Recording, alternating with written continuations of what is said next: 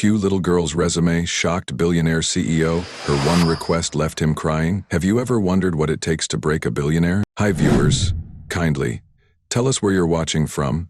Enjoy the story. What force could possibly shatter the armor of a man who owns half of Manhattan and answers to no one?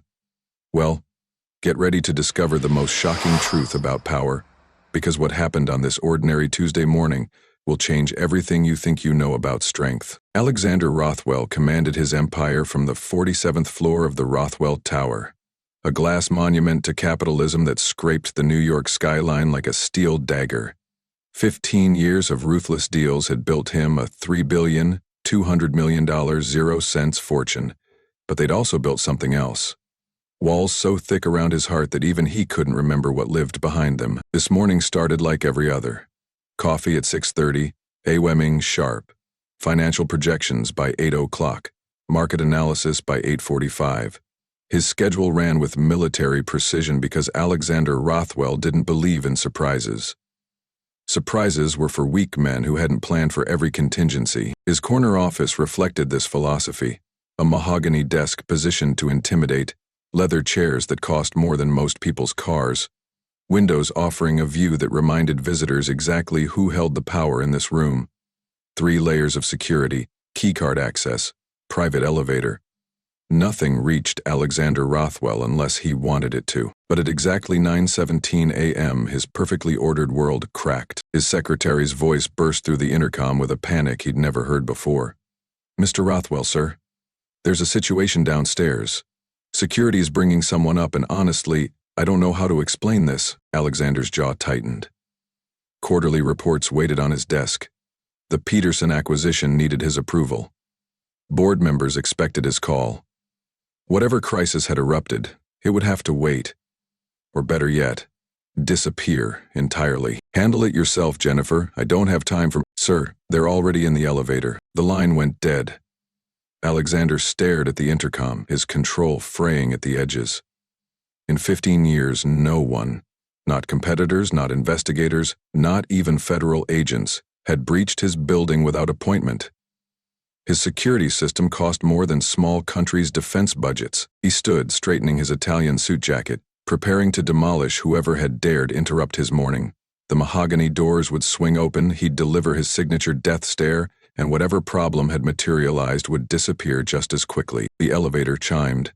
Footsteps approached. The massive oak doors opened. Alexander Rothwell, master of his universe, stood face to face with the one force he'd never planned for. Standing in his pristine office, barely tall enough to see over his desk, was a 6-year-old girl with tangled auburn hair and determination burning in her brown eyes. For the first time in decades, the man who controlled billions of dollars found himself completely, utterly, speechless. Have you ever seen a child walk into the lion's den without fear? What happens when innocence meets power? Keep watching, because this story is just getting started. And if you're curious about what this little girl wants from one of America's most powerful men, make sure to hit that like button and subscribe. Trust me, you won't believe what happens next. Security experts later called it the most sophisticated breach in corporate history. But here's what they never understood. Sometimes the most impenetrable fortresses fall not to armies or hackers, but to someone who simply walks through the front door, because no one expects them to. Ruby Martinez stood in Alexander's office like she belonged there, her small frame dwarfed by towering bookshelves and expensive artwork. Her clothes told a story, clean but clearly secondhand, a faded purple dress with careful patches, mismatched socks and shoes held together with bright tape that somehow looked proud rather than poor. But her eyes. Those brown eyes held a confidence that seemed impossible in someone who couldn't legally cross the street alone. "Are you the boss?" she asked, her voice cutting through Alexander's stunned silence with surgical precision. Alexander blinked hard, his mind scrambling to process this impossible moment. Corporate espionage, he could handle it. Hostile takeovers, child's play. But this? A 6-year-old girl standing in his office like she'd been invited? Yes, I'm Alexander Rothwell. He leaned forward, studying her face for any sign this was an elaborate prank. "How exactly did you get up here?" "I walked," Ruby replied matter-of-factly, taking another step toward his imposing desk. "The man downstairs asked where my grown-up was." I told him my mama sent me to see the boss about business. Alexander's security protocols had cost 7 figures to design. Biometric scanners, facial recognition, 3 separate checkpoints. Yet somehow, this child had talked her way past all of them with nothing but honesty, and they just let you up? Ruby nodded, then extended both hands toward him. Clutched in her small fingers was a piece of paper, crumpled and decorated with crayon flowers around the edges. I have something for you. Mr. Boss? Alexander hesitated. Every business instinct screamed warning. This had to be a setup. Maybe a competitor's publicity stunt, or worse, some kind of legal trap. Billionaires didn't just receive visits from random children. It didn't happen, but something in Ruby's earnest expression made him reach across his leather-bound desk. The paper felt rough against his manicured fingers, obviously torn from a school notebook. The kind of paper he hadn't touched since his own childhood, decades ago. What is this? He asked, though part of him already suspected the answer would change everything. Ruby straightened her shoulders with the seriousness of someone delivering a presidential briefing. It's my resume, sir. I need a job. Alexander stared at the crumpled paper in his hands, his world tilting on its axis. A resume. From a 6-year-old. Written in crayon. What could possibly drive a child to apply for work at one of America's most powerful corporations? What desperation hides behind those brave brown eyes? The answer will shock you. More than you can imagine. Drop a comment below. Have you ever met a child who surprised you with their courage? And don't forget to share this story, because what happens next will leave you speechless. What you're about to read has been called the most heartbreaking job application in corporate history. But more than that, it's proof that sometimes the most powerful words aren't written by lawyers or executives. They're written by children who don't yet know that certain dreams are supposed to be impossible. Alexander unfolded Ruby's resume with trembling fingers. The paper bore the careful penmanship of a child trying her absolute best, each letter formed with the deliberate precision of someone who understood that presentation mattered. Written in purple crayon, the words hit him like physical blows. To the boss man, my name is Ruby Martinez, and I am 6 years old. I can do these jobs. Wash dishes. I don't break them much. Clean floors. I am good at crawling. Make beds. Grandma taught me. Be quiet when grown-ups are talking. I don't cry in front of people. I can learn fast. I need a job, please, mister. I will work hard. From Ruby. Part, I drew flowers because Mama said bosses like pretty things. Around the edges, hand-drawn daisies and roses bloomed in yellow and pink crayon, some petals extending beyond the paper's boundaries, with the limitless optimism only children possess. Alexander read it once, twice, 3 times, each word carved deeper into something he'd forgotten existed. His humanity. The silence stretched between them until Ruby shifted nervously. Did I spell something wrong, Mr. Boss? Mama helped me with the big words, but I did most of it myself. Alexander's throat constricted. This wasn't just a resume. This was a 6-year-old's desperate attempt to save her world, written with all the hope and innocence that adults lose somewhere along the way. Ruby, he managed, his voice rougher than intended. You wrote this because you need a job? She nodded solemnly. Mama says if you want something, you ask the person in charge. You're in charge here, right? Yes, but... Alexander set the paper down like it might explode. Ruby, where is your mother right now? For the first time since entering his office, Ruby's composure wavered. Her small hands clasped tightly in front of her, and Alexander caught a glimpse of the frightened child hiding beneath her brave facade. He's at the hospital, Ruby whispered. She's really tired all the time now. The doctors say she needs expensive medicine, but we don't have insurance anymore since she got too sick to work. The words hit Alexander like a sledgehammer to the chest. This child, this impossibly courageous little girl, was trying to become the family breadwinner because her mother was dying and they couldn't afford treatment. What about your father? Other family? Ruby's voice remained steady, but her eyes reflected a pain no 6-year-old should carry. Daddy went away when I was 4, said Mama's sickness was too much trouble. Grandma Martinez died last year from the same sickness Mama has now. Alexander gripped the edge of his desk, fighting to maintain control. Ruby Martinez was alone in the world except for a dying mother. and she'd decided the solution was to march into a billionaire's office and ask for employment. The flowers on her resume seemed to mock him now, a child's belief that pretty decorations could soften the blow of adult cruelty, that crayon daisies could somehow make the impossible possible. What happens when a 6-year-old faces the kind of desperation that breaks grown men? How far would you go to save the person you love most? Ruby's story is about to take a turn that will change 2 lives forever. Here's what nobody knew about Alexander Rothwell. Behind his billion-dollar empire lived a man haunted by the family he couldn't build. What Ruby couldn't have known was that her crayon resume had just awakened the most painful chapter of his life. A wound so deep that it had transformed him from a hopeful father into a man who couldn't bear the sound of children's laughter. 8 years ago, Alexander Rothwell had been a different man. He'd stood in baby stores, comparing cribs and debating paint colors with his wife Victoria. They'd chosen names, planned nurseries, dreamed of school plays and birthday parties. He'd even kept a secret folder on his laptop labeled Dad Stuff. Articles about teaching kids to ride bikes, little league coaching tips, college savings plans. But dreams, Alexander learned, have a way of becoming nightmares. 5 miscarriages. Each one felt like losing a child they'd already loved, already named, already welcomed into their hearts. Victoria would sob into his shoulder while he stood frozen, unable to offer comfort for a pain that was consuming them both from the inside out. The adoption attempts came next. 7 different children, 7 different hopes, 7 different heartbreaks. They'd painted rooms, bought car seats, practiced lullabies. Once they'd even brought a 3-year-old boy named Tommy home for a weekend before his biological grandparents appeared with expensive lawyers and custody claims. Alexander had taught Tommy to throw a baseball in their backyard. 3 days later, Tommy was gone, taking with him the last piece of Alexander's faith in happy endings. The fertility treatments followed, experimental procedures that cost more than most people's homes, doctors who promised miracles but delivered only disappointment. Alexander had sat in sterile waiting rooms, holding Victoria's hand while she underwent treatments that left her weak and hopeful, and ultimately empty. The final blow came when their last adoption, a baby girl they'd named Emma before she was even born, fell through at the hospital.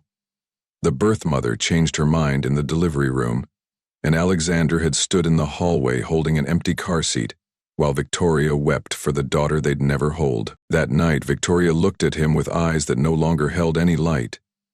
"We have to stop, Alex. This is killing us." But Alexander couldn't stop. The emptiness where their family should have been grew larger every day, eating away at everything good in their marriage. He threw himself into work, building his company like the family he couldn't have, growing his empire to fill the void where laughter should have lived. Victoria left him 6 months later. Her goodbye speech still echoed in his memory.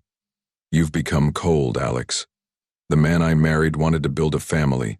This man can't even look at children without flinching." She was right. Somewhere in the midst of all that heartbreak, Alexander had built walls around his heart, so high that even he couldn't see over them anymore. He'd banned children's toys from store displays he had to walk past. He'd moved out of their family-friendly neighborhood into a sterile penthouse that looked like a museum instead of a home. Success became his drug of choice, wealth his substitute for the joy he'd never experienced.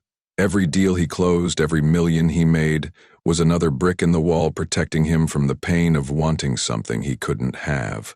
Until now. Until Ruby Martinez walked into his office with her purple crayon resume and her impossible courage, forcing him to feel everything he'd spent 8 years trying to forget. Sometimes the very thing we're running from is exactly what we need to heal. But can a man who's built his entire life around avoiding pain open his heart to a child who needs him? The truth about Ruby's mission would have broken most adults before they even started. But here's what makes this story so extraordinary. While grown men were building walls to protect themselves from pain, a 6-year-old girl was tearing down mountains to save the person she loved most. "Ruby," Alexander said carefully, his voice barely above a whisper, "tell me about your mama. What kind of sickness does she have?" Ruby's brave facade cracked just slightly, revealing the terrified child underneath. "The doctors use big words I can't say, but Mama explained it to me."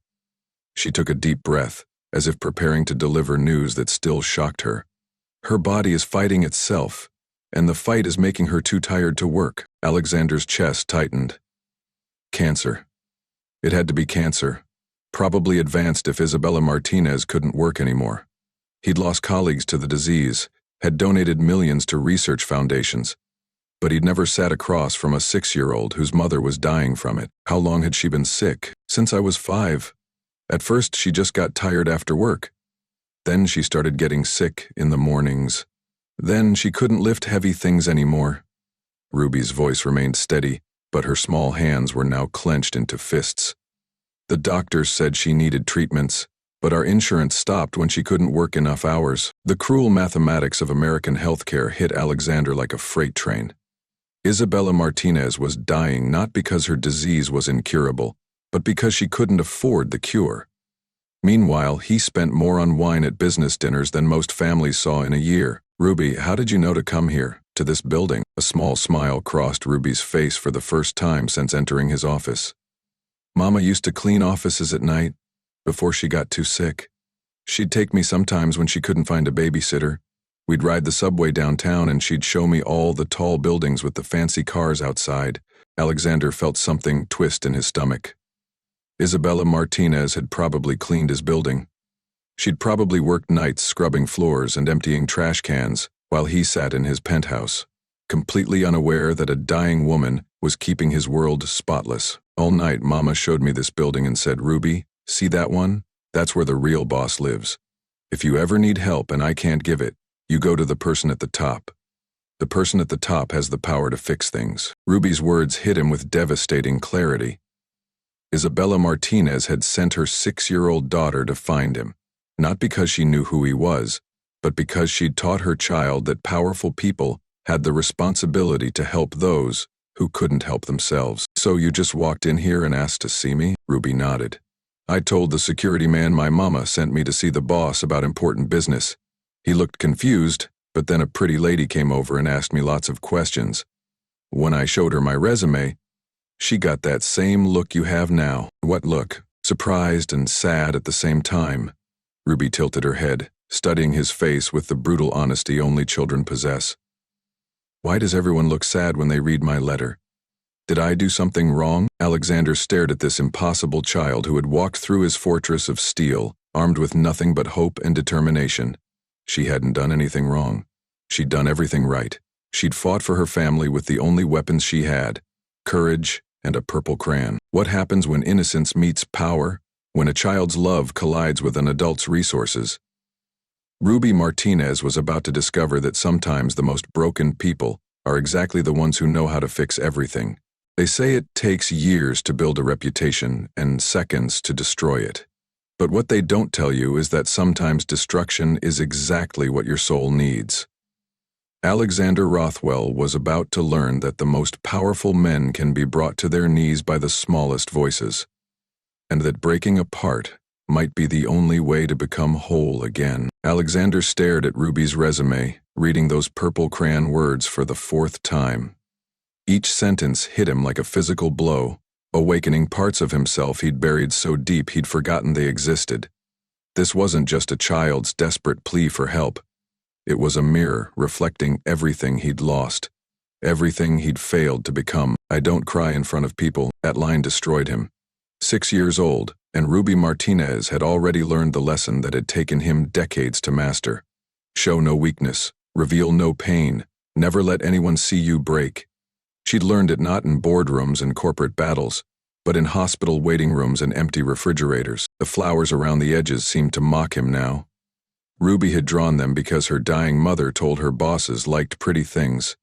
Even facing homelessness and death, Isabella Martinez was teaching her daughter to think of others, to add beauty to a world that had shown them nothing but cruelty. "Mr. Boss?" Ruby's voice cut through his thoughts. "Are you okay?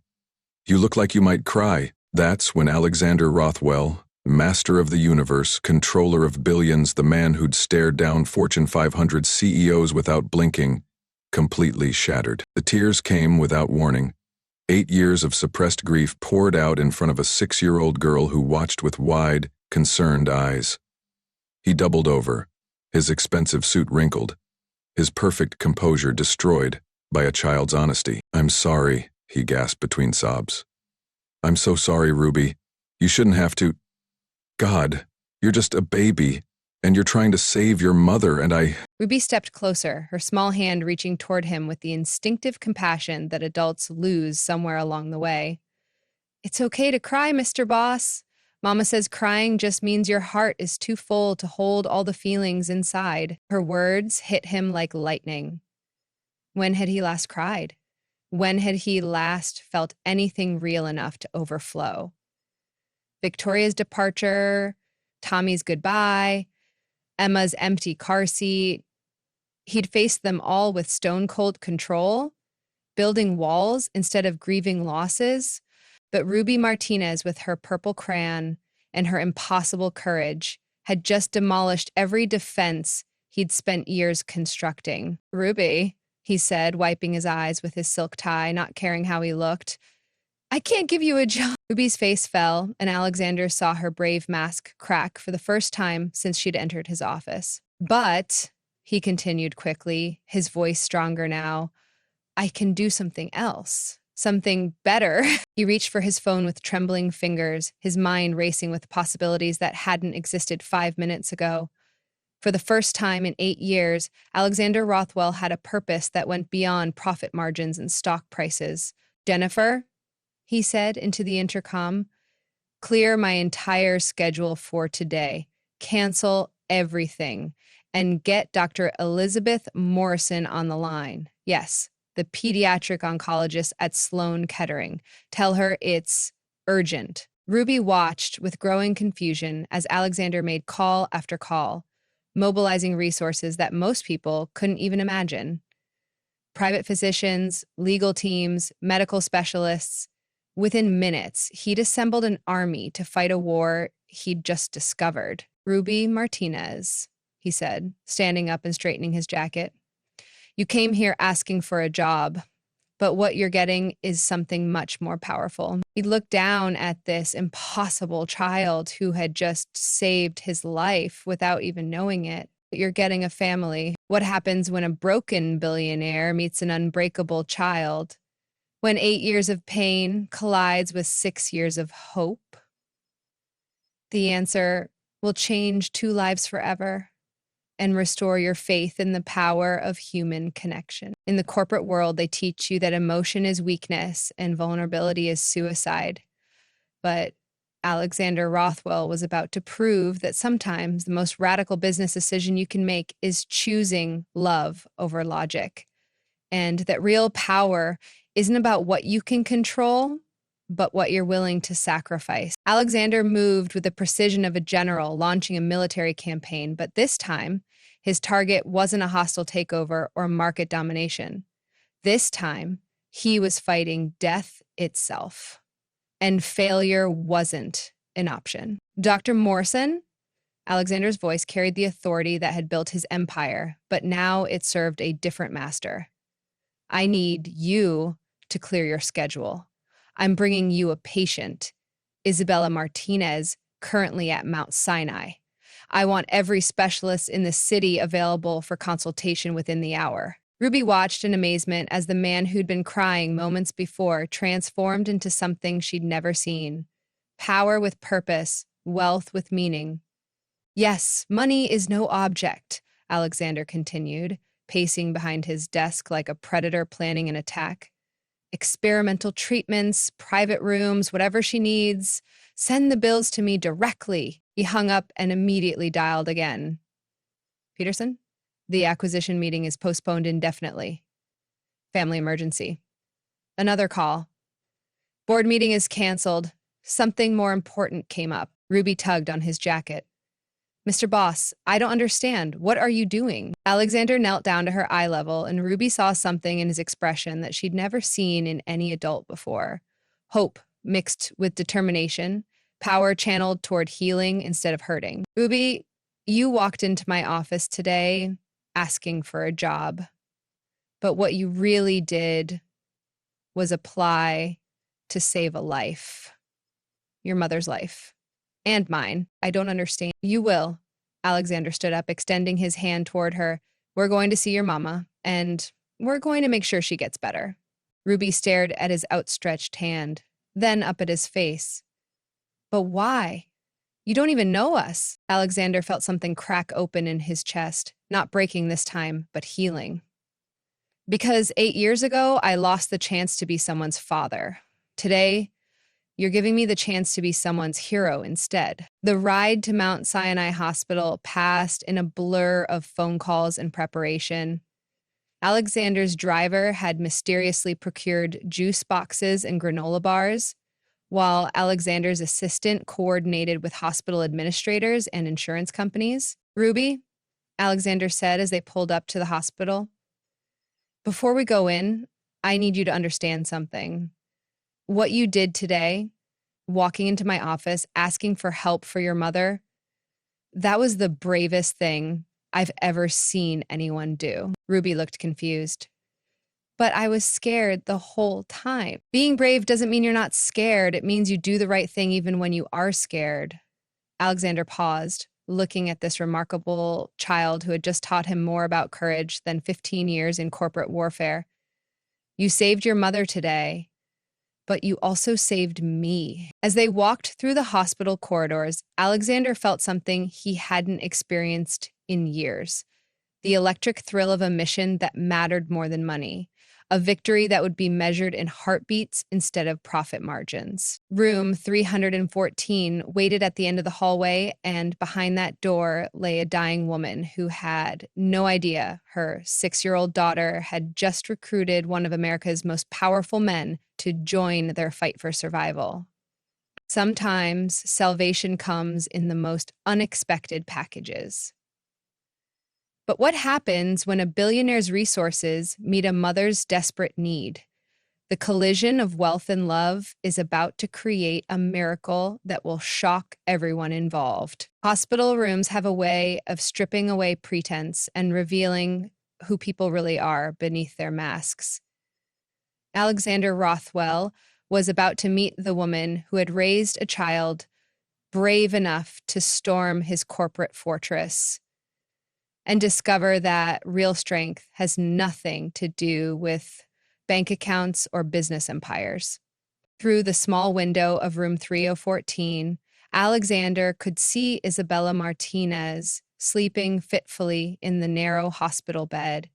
Even in rest, her face showed the strain of fighting a battle she was losing. She couldn't have been more than 30, but illness had carved lines around her eyes that spoke of pain beyond her years. "Mama!" Ruby whispered as they entered the room. Isabella's eyes fluttered open, the same warm brown as her daughter's, but dulled by exhaustion and medication. When she saw Alexander standing behind Ruby, confusion and protective fear flickered across her face. "Oh, Booby, baby, where have you been? I woke up and you were gone and the nurses didn't know." Her voice was weak, but filled with the fierce love that had driven Ruby to desperate measures. Then, focusing on Alexander with growing suspicion, "Who is this man?" Ruby bounced on her toes with excitement. "Mama, this is the boss. I told you I was going to get a job, and I did. He's going to help us." Isabella struggled to sit up, her maternal instincts overriding her physical weakness. "Sir, I don't know what my daughter told you, but Mrs. Martina," Alexander interrupted gently, pulling up a chair beside her bed. "Your daughter walked into my office this morning and handed me the most remarkable resume I've ever received." He carefully pulled out Ruby's crayon masterpiece, now preserved in a clear folder. Isabella's eyes widened as she recognized her daughter's handwriting, and tears began streaming down her face. "Oh, Ruby, sweetheart, you can't just—" Isabella's voice broke. "Sir, I'm so sorry.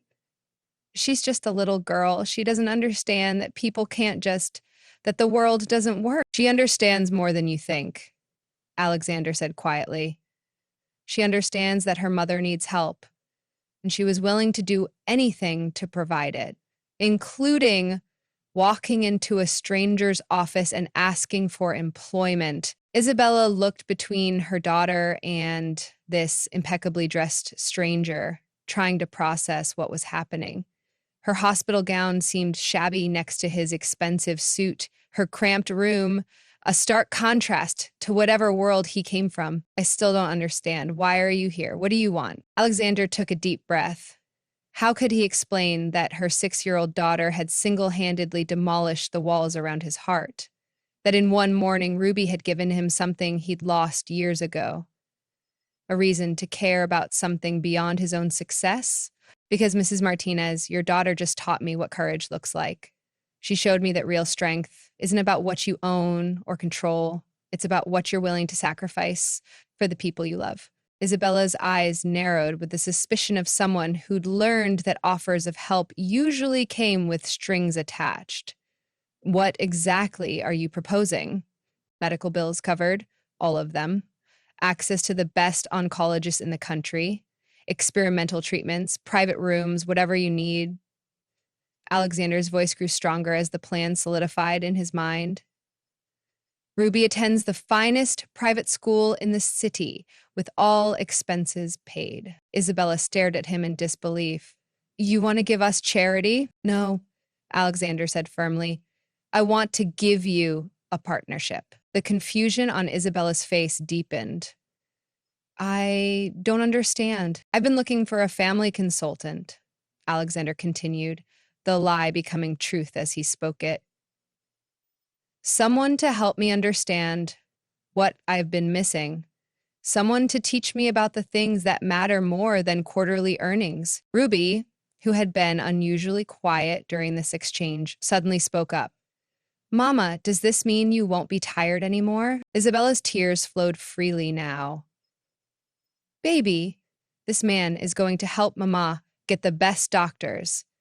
And they're going to try to make me feel better, and I don't have to get a job. Alexander knelt down to Ruby's eye level. Ruby, your job is to be 6 years old. Play, learn, make friends, draw more beautiful flowers. Can you handle that responsibility? For the first time since entering his office, Ruby's composure completely cracked. She threw her small arms around Alexander's neck with the force of pure gratitude, and he felt something inside him heal that he'd thought was permanently broken. What happens when wealth meets desperation? When power chooses service over self-interest? The answer is about to transform 3 lives in ways none of them could have imagined. The most successful negotiations happen when both sides get more than they bargained for. But what Alexander Rothwell was about to propose went beyond business. It was a transaction of the heart, where the currency wasn't money, but belonging. And the profit was measured in healing instead of revenue. Isabella Martinez stared at Alexander with the weariness of someone who'd learned that kindness from strangers usually carried a price tag she couldn't afford.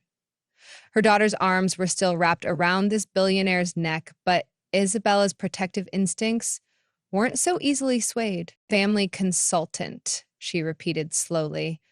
What exactly does that mean?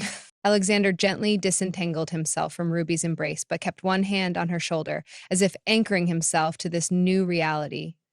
It means I've spent 15 years building an empire, but I never learned how to build a life.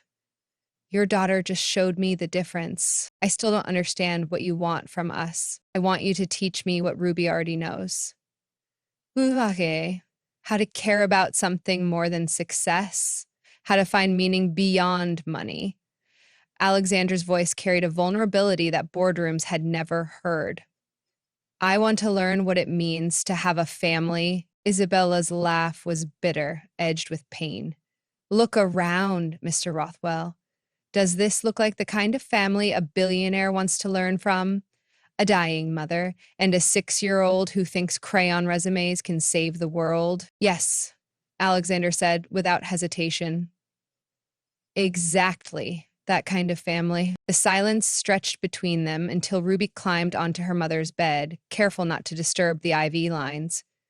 Mama, remember what you told me about angels? That sometimes they don't have wings, they just have big hearts? Isabella's eyes filled with fresh tears. She'd told Ruby that story during her worst nights when the pain was unbearable and hope seemed like a luxury they couldn't afford. She'd never expected her daughter to recognize an angel when he walked into their lives, wearing a $3,000 suit. What would this partnership involve? Isabella asked finally. Flexible hours, work from home when you're feeling strong enough. Your job would be teaching me about priorities, about what matters when everything else is stripped away. Alexander leaned forward. But more than that, I want to give Ruby something I never had: stability, security, the chance to be a child instead of a caregiver. And in return, medical treatment, education, housing if you need it. But mostly, you'd be giving me something I've been missing for 8 years. A reason to care about tomorrow instead of just today's profits. Isabella studied his face, searching for the catch, the hidden agenda, the cruel twist that experience had taught her to expect. But all she saw was a broken man asking to be part of something real. Why us? You could help anyone do anything. Alexander glanced at Ruby, who was drawing invisible flowers on her mother's blanket with her finger. Because your daughter walked into my office and reminded me that the most important decisions aren't made in boardrooms, they're made in moments like this, when someone chooses hope over fear. Isabella Martinez had spent months preparing to say goodbye to her daughter, making plans for Ruby's future without her. She'd never prepared for this, for salvation arriving in the form of a stranger who seemed to need them as much as they needed him. Okay, she whispered, the word carrying the weight of surrender and hope in equal measure. Okay, Mr. Rothwell, let's try to save each other. Sometimes the most unlikely partnerships create the most extraordinary outcomes, but can a dying mother, a desperate child, and a broken billionaire really heal each other's wounds? 6 months can feel like a lifetime when you're watching someone die, or like the blink of an eye when you're learning to live again. For Alexander Rothwell, Isabella Martinez, and Ruby, those 6 months became proof that miracles don't always arrive with fanfare. Sometimes they arrive quietly, one day at a time, in the form of experimental treatments and bedtime stories, and the gradual return of hope. The transformation began immediately. Within 24 hours of their hospital room handshake, Isabella was transferred to a private suite at Memorial Sloan Kettering, where Dr. Morizan had assembled a team of specialists who spoke in terms of possibilities instead of limitations. The experimental immunotherapy treatment was brutal at first. Alexander found himself spending more time in hospital corridors than corporate boardrooms, watching Isabella fight battles that made his toughest negotiations look like child's play. But slowly, impossibly, the tide began to turn. Ruby thrived at her new school, though she insisted on bringing Alexander hand-drawn pictures every week. Flowers that had evolved from simple crayon sketches to elaborate watercolor gardens that now decorated his office walls alongside financial charts and acquisition plans. You know, Isabella said one afternoon as they reviewed the family-friendly policies Alexander was implementing at Rothwell Industries, when Ruby first told me about meeting a sad boss man, I thought she was making up stories. Alexander looked up from the proposal for on-site childcare facilities, a project that would have been unthinkable 6 months ago. Sad boss man? Isabella smiled, watching through the office window as Ruby played in the executive playground Alexander had built on the building's roof. She said you looked like someone who needed flowers drawn for them. I told her that was silly. Rich people don't need flowers from little girls. Alexander was quiet for a moment, remembering that morning when his perfectly ordered world had cracked open. What made you realize she was telling the truth when you started crying in the hospital room? Ruby told me, see, Mama, I told you he was sad. But don't worry, now he's got us, so he'll get better, just like you will. Alexander felt that familiar tightness in his chest, but now it came with warmth instead of pain. Ruby had been right, as children so often are. He was getting better, day by day, heart by heart. The latest medical reports showed Isabella's cancer in full remission. The doctors called it remarkable, unprecedented, a textbook case of how cutting-edge treatment could reverse seemingly impossible odds. But Alexander knew the real healing had nothing to do with medicine and everything to do with purpose. For the first time in 8 years, he had a reason to come home from work, People who cared whether he was happy or just successful, a family that chose him just as surely as he'd chosen them. The crayon resume still hung in its place of honor in the boardroom, a reminder that sometimes the most important business decisions aren't about acquiring companies, they're about acquiring meaning. Healing comes in many forms, but the most powerful medicine is often the simplest: belonging.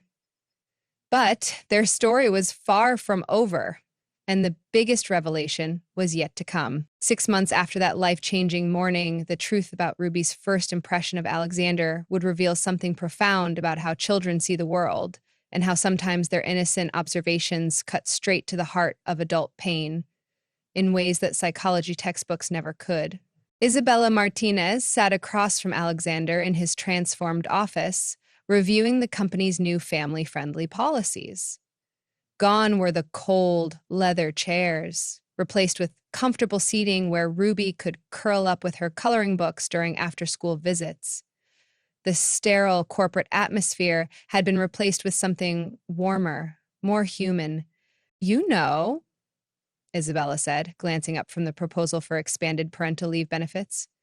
"When Ruby first came home that day and told me about meeting a sad boss man, I thought she was making up stories." Alexander looked up from his desk where Ruby's latest artwork, a crayon drawing of the three of them at a picnic, sat prominently displayed next to his computer. "Sad boss man?" Isabella's smile held the gentle wisdom of a mother who'd learned to listen to her child's insights. "She said you looked like someone who needed a friend to draw them flowers. I told her that was silly. Rich people don't need flowers from little girls." The memory hit Alexander with unexpected force. He'd been so focused on his own shock that morning, he'd never considered how he must have appeared to Ruby, a powerful man sitting alone in a fortress of his own making, surrounded by wealth but devoid of warmth. "What made you realize she wasn't making it up?" Isabella's expression grew serious. "When you started crying in the hospital room." Ruby looked at me and said, "See, Mama, I told you he was sad, but don't worry. Now he's got us, so he'll get better, just like I'm going to get better." Through the office window, Ruby played on the rooftop playground Alexander had built, the first construction project in his career, motivated by joy rather than profit. Other employees' children had joined her, their laughter drifting down through the glass like music he'd forgotten existed. "She saw right through me," Alexander admitted quietly. "A 6-year-old girl walked into my office and diagnosed 8 years of grief in 30 seconds. Children see what adults try to hide," Isabella replied. "Ruby told me later that your office felt empty, even though it was full of expensive things. She said it reminded her of the hospital. Clean and important, but missing the things that make people happy." Alexander leaned back in his chair, remembering that morning with new clarity. He'd thought he was the one helping Ruby, but she'd been helping him from the moment she walked through his door. Her purple crayon resume hadn't just been a job application. It had been a prescription for healing, written by someone too young to understand that some wounds weren't supposed to heal. "Do you know what she told me yesterday?" Isabella continued. "She said she's glad her letter worked because now you smile when you see flowers instead of looking away." The observation stunned him. Ruby had noticed that he'd stopped flinching at children's laughter, stopped avoiding the toy stores he used to cross streets to avoid. She'd watched him transform and understood it in ways that his ex-wife, his therapists, even he himself hadn't fully grasped. A knock at the door interrupted his thoughts. Ruby burst in, paint smudges on her cheeks and excitement radiating from every inch of her small frame. "Mr. Alexander, look what I made you." She thrust a construction paper card toward him, decorated with more flowers and a message in improved handwriting. "Thank you for not being sad anymore." Sometimes healing comes from the most unexpected places, but what happens when a child's wisdom transforms not just one life, but an entire empire? Corporate America had seen hostile takeovers, insider trading scandals, and billion-dollar bankruptcies, but nothing had prepared the financial world for what Alexander Rothwell was about to do at his annual shareholder meeting. A revelation so shocking It would redefine everything Wall Street thought it knew about successful leadership. The grand ballroom at the Plaza Hotel buzzed with the energy of 400 investors, analysts, and financial reporters. Rothwell Industries had just posted its most profitable year in company history, and everyone expected Alexander's typical presentation: cold hard numbers, aggressive growth projections, and the ruthless efficiency that had built his empire. Alexander stood at the podium, looking out at an audience of suits and ties who measured success in stock prices and quarterly earnings. Behind him, the presentation screen displayed the expected financial charts and profit margins that made these people rich. But then something unprecedented happened. Alexander clicked to a slide that made the entire room fall silent. Displayed on the massive screen was Ruby's original crayon resume, now professionally framed but still gloriously imperfect with its purple lettering and hand-drawn flowers. "Ladies and gentlemen," Alexander began, his voice carrying a strength that hadn't been there a year ago, "I want to tell you about the most important business decision I've ever made. It wasn't negotiated in a boardroom or calculated by our finest analysts. It was written in purple crayon by a 6-year-old girl who taught me that true wealth isn't what you accumulate. It's what you're willing to share." The audience shifted uncomfortably. This wasn't the Alexander Rothwell they knew, the man who'd built his fortune on ruthless pragmatism and emotional detachment. Shareholders had invested in his coldness, his ability to make hard decisions without sentiment clouding his judgment. But Alexander continued, his voice growing stronger with each word. "6 months ago, Ruby Martinez walked into my office with nothing to offer but hope, courage, and the belief that even the most powerful people in the world sometimes need someone to draw them flowers." He told Ruby's story to the stunned audience, how a dying mother had sent her 6-year-old daughter to find help from a stranger, how a child's resume had shattered the walls around a billionaire's heart, how sometimes the most important investments aren't in companies or commodities, but in the people who remind us why success matters. "Some of you are probably wondering if I've lost my mind," Alexander said, noting the shocked expressions throughout the ballroom. "How could sentimental decisions about a sick woman and her child possibly benefit our bottom line?" He clicked to the next slide. Rothwell Industries employee satisfaction scores, productivity metrics, and retention rates all had skyrocketed since implementing family-friendly policies inspired by Ruby's visit. It turns out that when you treat your employees like human beings instead of profit centers, they work harder, stay longer, and innovate more. When you create a workplace that values families, you attract the kind of talent that builds lasting success. In the audience, his ex-wife Victoria wiped tears from her eyes. The man she'd once loved, the one who dreamed of building a family, was finally back, transformed by a little girl who'd seen past his wealth to the wounded heart beneath. Ruby Martinez didn't just apply for a job that day, Alexander concluded, his voice carrying across the silent ballroom. She applied to save 2 lives, her mother's and mine. And she got the position, Chief Happiness Officer of not just this company, but of my entire world. The room erupted. Some investors applauded, moved by the human story behind the numbers. Others looked concerned, worried that their cold, calculating CEO had gone soft. Financial reporters frantically scribbled notes, recognizing a story that would dominate business headlines for weeks. But Alexander didn't care about their reactions anymore. He'd learned that some decisions are too important to leave to focus groups and market research. When a billionaire chooses people over profit, the whole world takes notice. But not everyone was ready to celebrate Alexander's transformation. The phone call came 3 days after the shareholder meeting, and it carried the voice Alexander thought he'd never hear again. Soft, hesitant, but unmistakably familiar after 8 years of silence. "Alex, it's Victoria. I saw the news coverage of your presentation. We need to talk." Victoria Chen Rothwell had built a new life in San Francisco after their divorce. A successful architectural firm, a quiet townhouse overlooking the bay, and carefully constructed walls around the memories of their failed attempts at parenthood.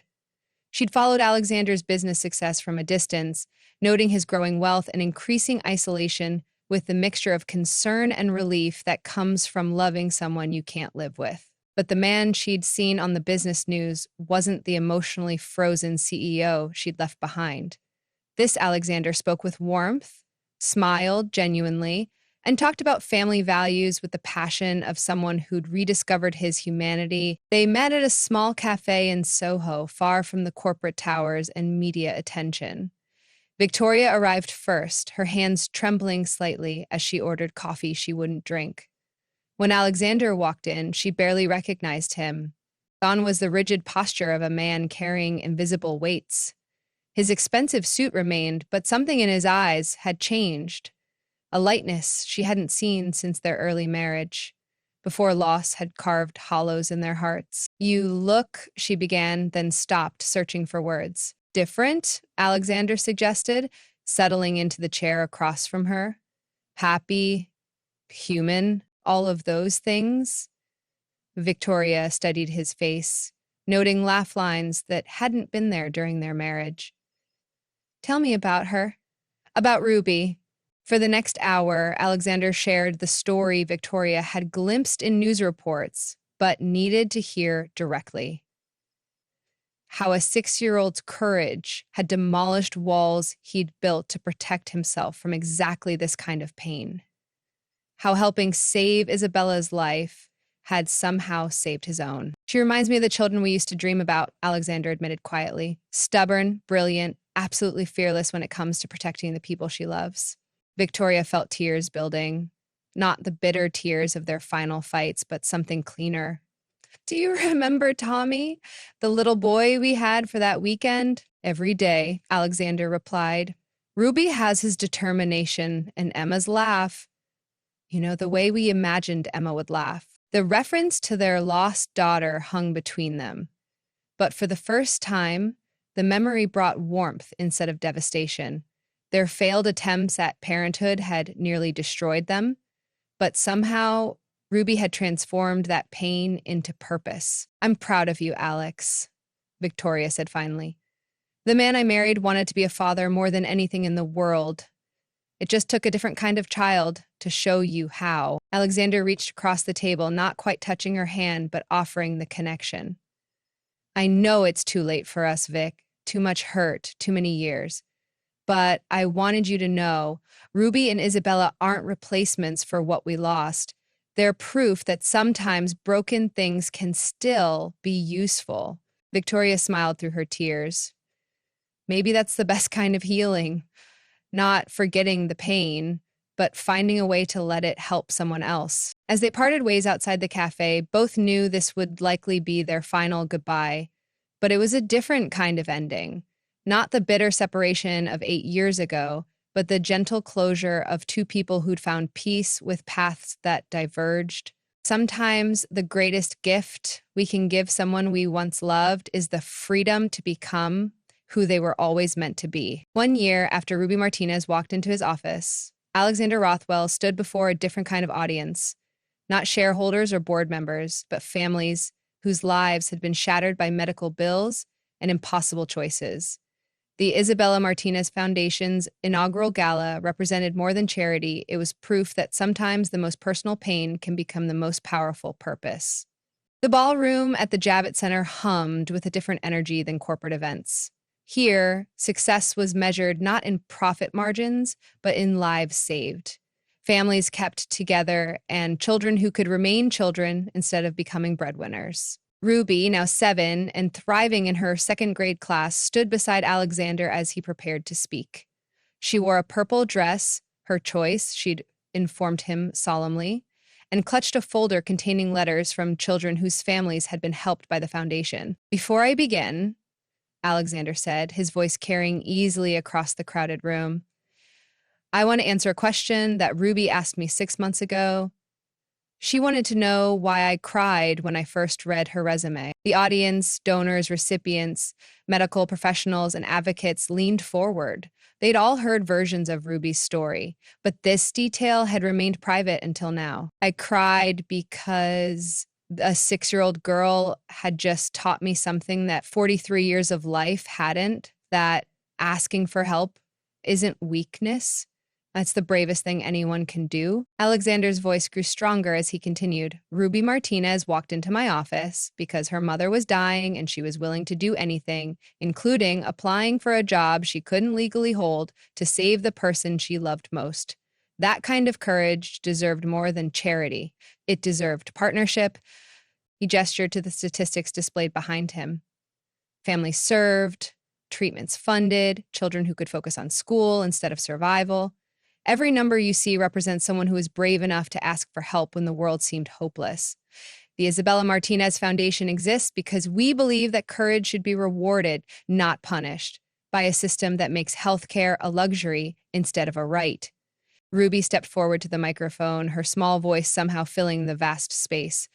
Mama always told me that when good things happen to you, you have to pass them on to other people. Mr. Alexander had good things happen to him in business, and now he's passing them on to families like mine used to be. The simplicity of her explanation, stripping away complex economic theories and policy debates to reveal the basic human truth beneath, brought spontaneous applause from the audience. Isabella, now cancer-free and serving as the foundation's program director, joined them on stage.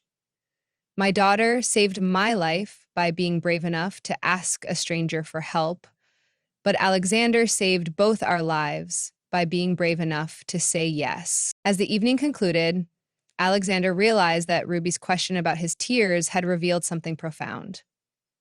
He hadn't cried just from sadness or even joy. He'd cried from recognition.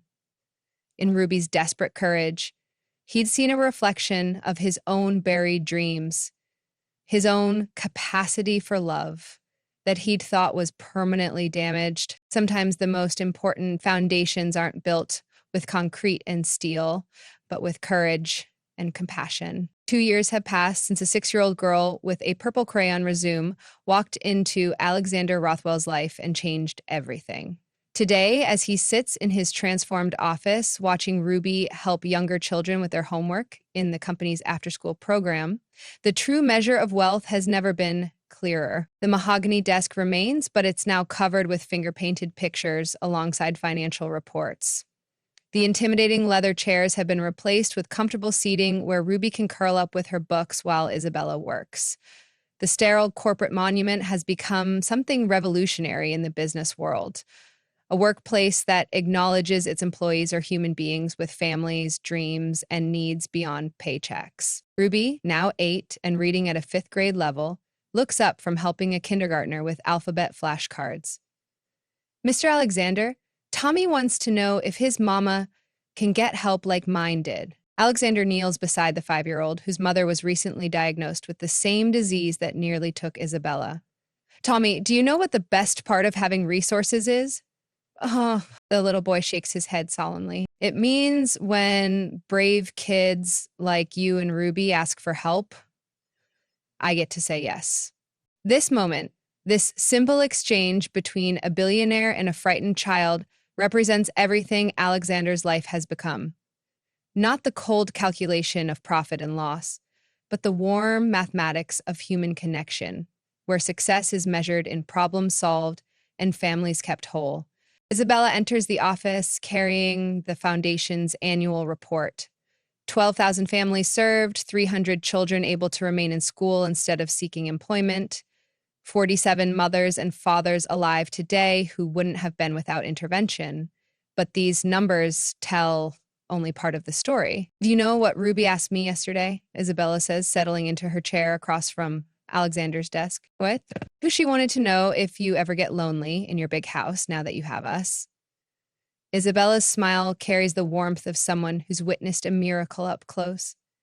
I told her that people who share their hearts never have to be lonely. Through the window, Manhattan stretches out below them, the same view Alexander has gazed at for 15 years. But now it looks different. Instead of seeing a kingdom to conquer, he sees a community to serve. Instead of competition to destroy, he sees families to protect. Ruby approaches his desk with characteristic determination, holding a new drawing. This one shows three figures holding hands in front of a building labeled Happy Workplace, her artistic representation of the family they've built together. I made this for your wall, she announces, pointing to the space between his business awards and her previous artwork. So, when other sad boss people visit, they'll know you're not sad anymore. Alexander hangs the picture with the same care he once reserved for million-dollar contracts. Because Ruby is right, he's not sad anymore. The emptiness that money couldn't fill has been replaced by something infinitely more valuable: purpose, connection, and the kind of wealth that multiplies when shared. Ruby Martinez never did get that job she applied for with her purple crayon resume. She got something much better: a family who taught her that sometimes the greatest fortune isn't the one you build, but the one you share. And Alexander Rothwell got something he'd given up hope of ever finding: a daughter who reminded him that the most important investments aren't in companies or commodities, but in the belief that everyone deserves someone willing to draw them flowers. The end of one story, the beginning of countless others.